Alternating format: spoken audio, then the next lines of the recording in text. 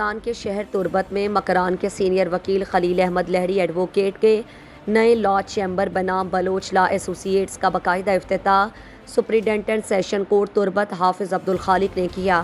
مہمانان گرامی میں XEN B D A Ahmed, assistant controller Balochistan secondary and education board Turbat Saghir Ahmed Baloch, Kech bar کے وکلاء میں Abdulmajid advocate, Niaz Muhammad advocate, Tanveer Ahmed advocate, Munir Roshan stenographer court of judicial magistrate, Bohair Saleh advocate, Abid Umar advocate, law students Usama Hussain, Khuda Bakhsh اور دیگر مہمانوں نے شرکت کی۔